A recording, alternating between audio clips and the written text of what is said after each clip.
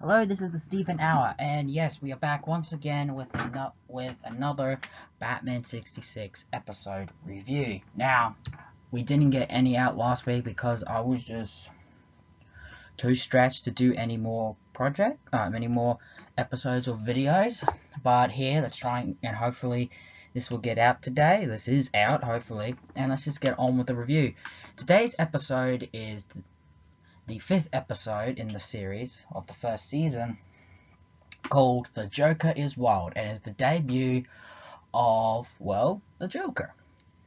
Now, the episode starts with us going to Gotham State Penitentiary. It's some stock footage, but here we get to see the prison, well, a bit of the prison, and we here are introduced to sort of that the idea that it's a prison system meant to reform, and they have progressive policies to sort of advance the inmates to really change them, rehabilitate them back into society.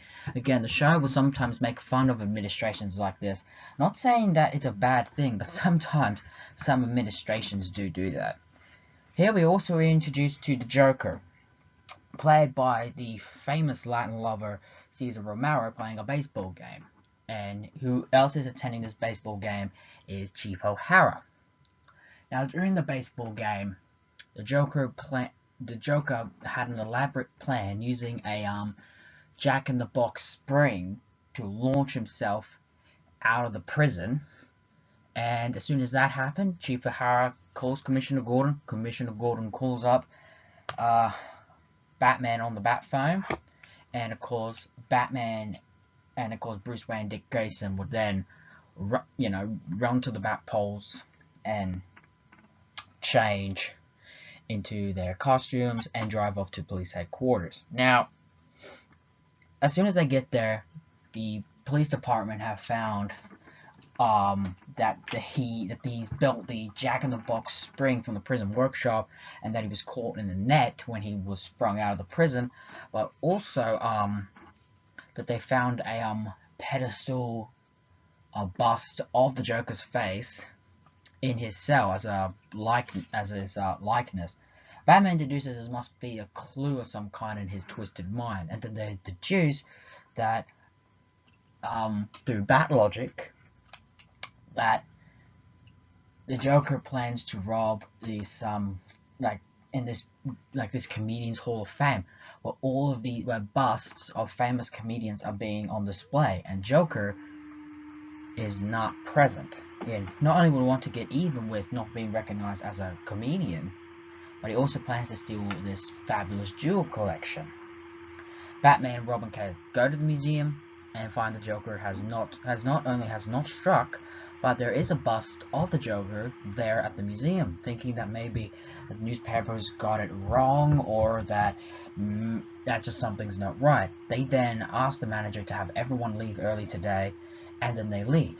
And it turns out the Joker was actually secretly hiding in that room, and he, along with a crew of henchmen who have their names derived from the famous comedians, Oliver Hardy,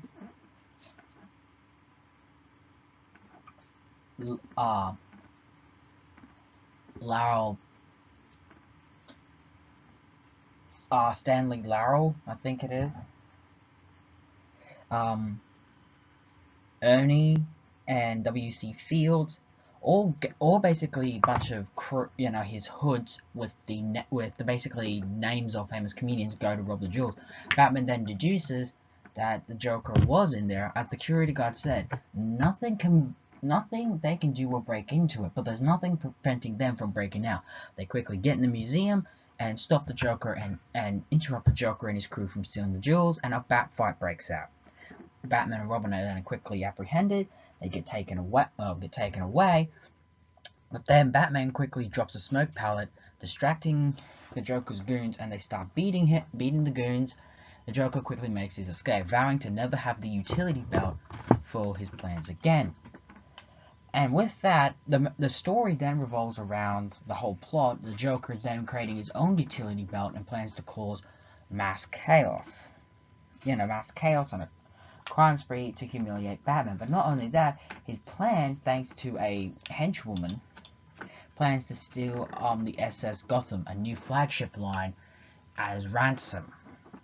It's crazy. They feel that he's, it's a crazy plot, but he plans to do it. But he also plans to do away with Batman once and for all. He then sends a clue to police headquarters of a clown. This clue then gets handed into the hands of Batman and Robin, who deduce that it is an opera clown Pagliacci being performed tonight on TV. And of course they crash the party, and the clown that was singing was actually Joker in disguise. And of course, what ends up happening, he then ends up throwing some seizing powder at Batman and Robin, and they quickly get apprehended by his goons. And then the Joker plans to unmask Batman and Robin on live TV, since they unmasked him. And then of course we get closer and closer to the credit, closer to the end of the first part, saying that, how they get out of this, tune in tomorrow, same bat time, same bat channel. The cast for this episode includes the usual Adam West and Burt Ward as Batman and Robin, and of course Bruce Wayne and Dick Grayson. We had, of course, Chief O'Hara and Commissioner Gordon return in their bumbling police role. But something I found really surprising here is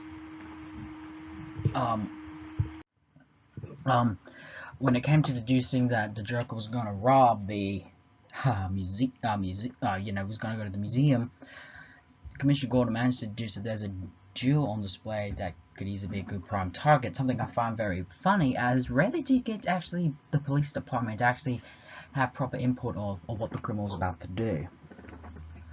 And of course, but they become a bit bumbling later, but we'll get to that more in the review. And of course, Alfred and Harriet return as well. Mostly side characters, with Alfred being the person going to say, look, the bat phone's ringing, of course not telling Aunt Harriet, and Aunt Harriet, of course, trying to have Dick be a master of the piano, and saying that, he should take in just like some of like the quieter things. Not everything has to be about, like teen stuff. It's good to be like really big into the classics. And yeah. But of course, the main reason why this episode is great is the villains. That's one of the charm about this show. And of course, the villain for this episode is the Joker by Caesar Romero. Now, when I did my top 10 episodes a while back, I said this was at number 10, and in usual list, the Joker is usually either in the top 4 or is number 1. Now, while that is true, I'll stand by my statement. This Caesar Romero does play the role wonderfully, but he's not my preferred Joker, and he's too lighthearted for my liking. But really, you could see that the Joker by Caesar Romero really pulls out all the stops. He brings the energy to this role that I don't think any actor has yet to have, hasn't done, or never did for a while. Until I think, the way I see it, the energy brought into this role is still yet to be fulfilled. I mean, don't get me wrong, Joaquin Phoenix and Heath Ledger do marvelously, but I think they just lose a little bit of the lightheartedness of the Joker a little bit. And Caesar Romero just absolutely nails the comic accurate version. But of course, we can't move forward without noticing some, what I like to consider a little bit of flaws in the whole character. And first off, the design. Now, it is good to some extent. It is a good design, but I find that the suit is too light. Is too pink, not purple. The mustache that we see under his makeup, again, he didn't want to shave it. It was his trademark, so they try to cover it up. I guess you could look at it as a bit goofy, which, again, I can too, but at the same time, it does distract me a bit. Also, sometimes, especially we'll find in the second part of his debut, his hair would sometimes look less green and either brown or yellow. The design for me, is a bit of a little bit of a downer. I must say. I don't want to be too mean to Caesar Romero. He is the first Joker, so automatically he's got a lot of respect there for me, and he is having a blast playing the role, bringing the energy, and the laugh is just so different. You really tell that he really brought his A game to this role, so I can't really blame or fault him, really. I absolutely enjoy it.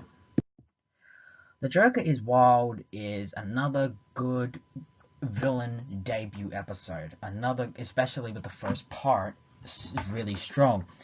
Now, although it's a good adaptation of the Joker's utility belt storyline, which was a comic storyline that happened in the Golden Age and a little bit into the Silver Age, one thing I need to point out: villains giving clues to Batman. That's Riddler's shtick. I don't mind calling cards. That makes sense. It worked with Penguin in his debut. He left umbrellas. That was his calling card. But here, leaving a clue, I just thought they could have handled that a little bit better. That draws me off a little bit.